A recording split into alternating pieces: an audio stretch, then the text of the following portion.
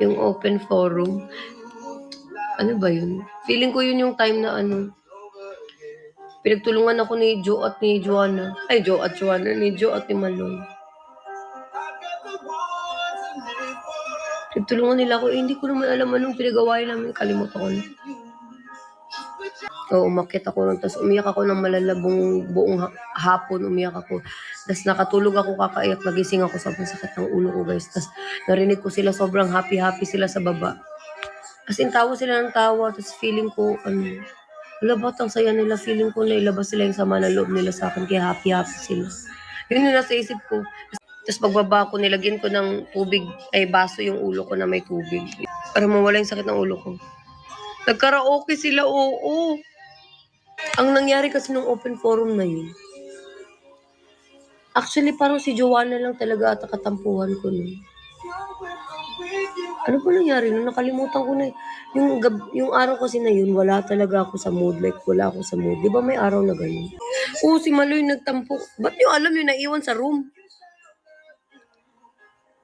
Kwento ni Sheena yun? Si Sheena. Hindi kasi, ang nangyari kasi nun, may buddy-buddy kami. Kabady ni Stacy si Maloy, kabady ko si Sheena, kabady ni Joanna hindi ko alam sino, ganyan. So, per room kami, per room. Per room kami. So, yung room kasi namin ni Sheena, walang aircon. Ang init, so, palipat-lipat kami ni She. Doon kami sa room nila Stacy na may aircon. So, nagstay kami doon for ilang weeks or days. Tapos, si Stacy kasi naka-room ni Maloy. Umakyat sa 3rd floor, doon kila Aya. Tapos kasi nag-message sa akin si Stacy na kulit, hindi ko talaga kaya sa room kasi may nafe-feel daw siyang mga spirit, whatever, ganun. So, okay, kami na lang dito sa room na to, ganyan.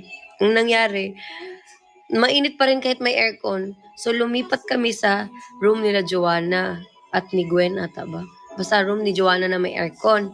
Doon kami kasi sobrang lamig. Kami ni Sheena, lumipat ulit kami doon.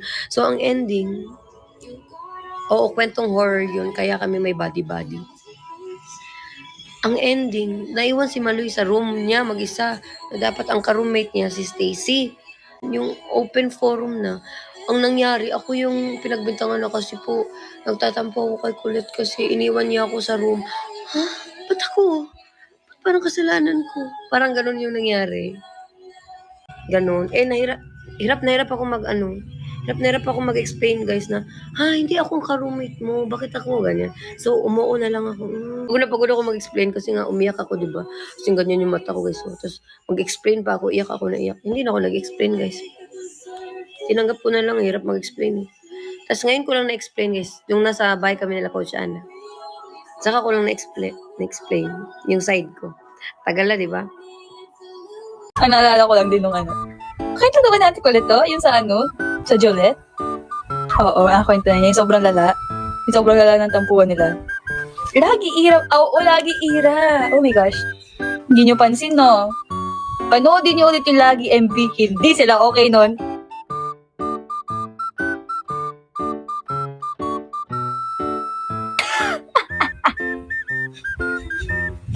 Hindi sila okay nun, be. Ang paka-awkward nila.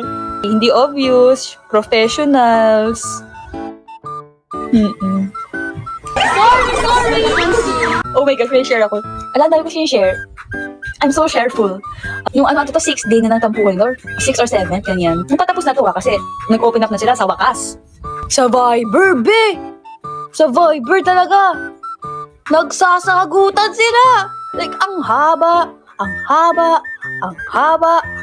Nagsasagutan sila! Like, oh my gosh, nagsasagutan sila, like, ang lala.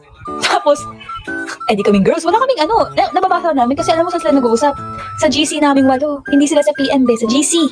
So, nababasa namin 8. Tahimik lang kami, alam makisat kami, hindi naman namin talaga alam nangyari. Si Ate Aya, nag-chat bigla. Sabi niya, girls, may food sa baba, sino may gusto?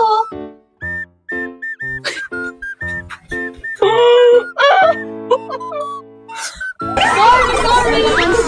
Be, hindi pa sila tapos, ha? Hindi pa tapos yung usapan. Siguro okay pa kung tapos na eh. Tapos nag-chat lang siya randomly. Pero kalagitnaan ng sagutan nilang dalawa, nag-chat si Ate Aya. Tawang-tawa kami. Tawang-tawa kami. Pero syempre hindi ko pinakita kasi magkaroon kami ni Ate ulit.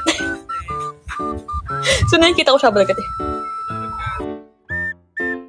Syempre, serious mode. Aya, why? Diba? Like, nakakatawa si Ate Aya. Umaapaw-apaw ang biya. Yung era na yun, nag-away din kami. Ako, si Maloy, si Joanna. Hindi man nag-away na nag-away, nagkatampuhan lang. Pero kumanta pa rin kami ng biyaya. Sorry. Bakit ka kami nag-away nun? Hindi ko na maalala bakit kami nag-away nun eh.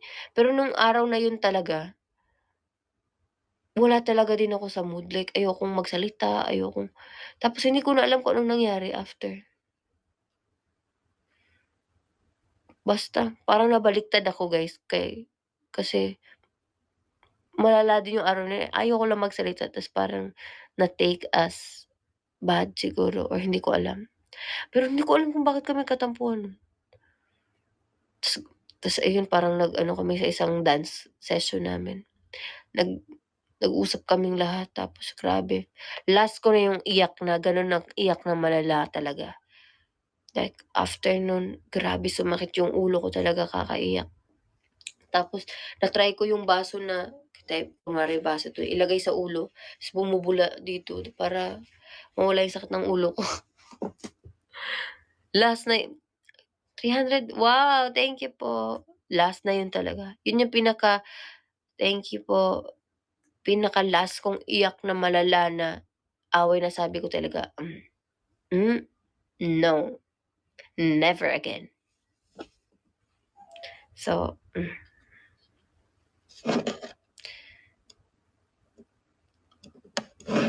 doon ko din na-realize sa point na yun, yung nag-usap-usap kami lahat na, dito, it's not just about what you say and it's about how you say it.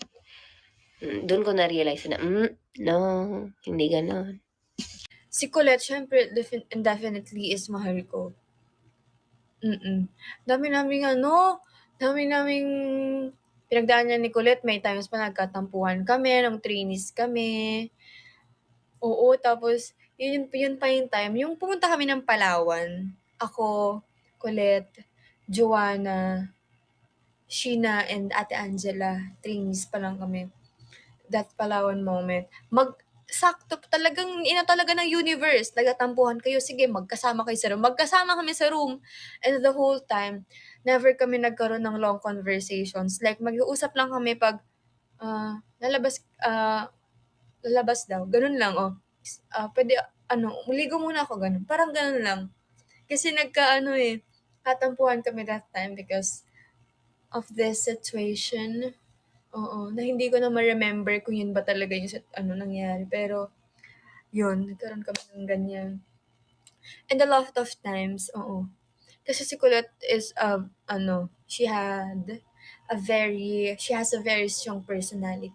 Ganun. Tapos ako, hindi nyo lang alam, very strong din ang personality ko. Like, parang, kaya akong sumabak talaga. Ganong level. Oo. So, minsan, syempre, magkakaroon talaga ng mga misunderstanding. Dumating kami sa point, ganyan ni Colette, na parang hindi kami fully okay, ganun. Parang meron kaming mga misunderstanding, pero in the end, wala, nagiging okay din, ganun. And feeling ko, ang favorite kong moment namin ni Colette is nung nasa Davao kami. Like, kami lang dalawa nun ng Bini member. Wala, ang saya that day, para kami nasa paraiso. It felt like we're in paradise. As in,